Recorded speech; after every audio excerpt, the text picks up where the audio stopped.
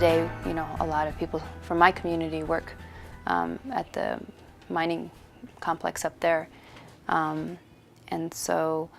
where I'm from, you know, not too far from the mining operations, and have seen a lot of the effects of Peabody being there. It's a tough position to be in when you have relatives that work for the mine, but also you're trying to, you know, protect your water and the land, and communicate that, you know, to your own relatives that this is something that it's not about your job, you know, we're really trying to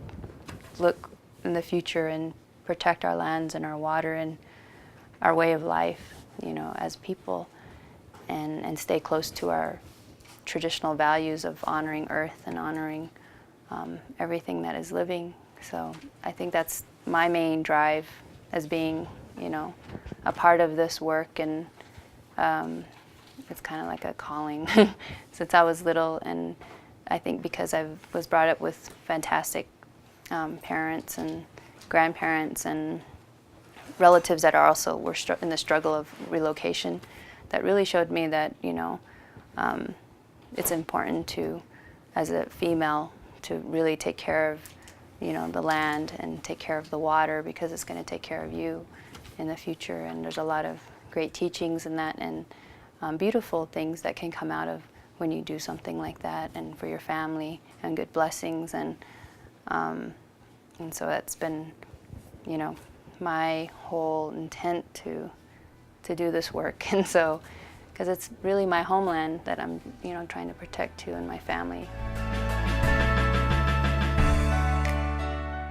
On the good side, we have this green jobs resolution that we're doing, and it's taking off. It's awesome. We've so far, within the 2 weeks that we've been doing outreach in communities on the Navajo reservation, we've gotten 9 chapter resolutions. And, you know, chapters are where people come together monthly and they meet about, you know, they have an agenda and they kind of pass resolutions, or, you know, give monies to college students, or what are they going to, you know, they actually all plan together, and, you know, how, you know, what funds are being distributed, or, you know, the different initiatives that are going on locally. We're trying to push for a green jobs, a green economy fund to be established within the Navajo reservation, and a green economy commission. And this fund and commission will support local green initiatives, you know, whether it's a weaving project, or a business, or a large-scale wind or solar company, but that is Navajo-owned, locally owned, and that is creating jobs within our reservation. But also funds, we can give funds to schools or tribal colleges that can create training programs to, you know, teach our young people how, or students to, what renewable energy looks like, and weatherizing looks like, and, you know, really trying to create opportunities, green opportunities for our people. And so I think for me, as long as I felt I made a like kind of like this flash of hope, yeah, came when I was at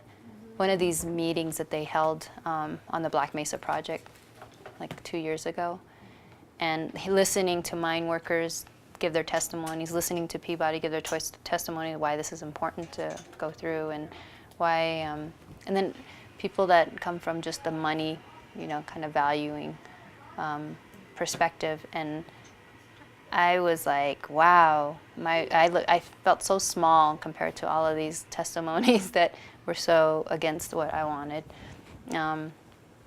And I said, well, as long as, I told my dad, he was sitting next to me, I was like, you know what, as long as I have my home and, you know, my ceremonies, you know, my family, and this water, and, you know, enough to sustain us, I'm okay. I'll be okay. You know, Peabody can be around me, but as long as I have this, they're not taking this away from me, and I'm going to be fine.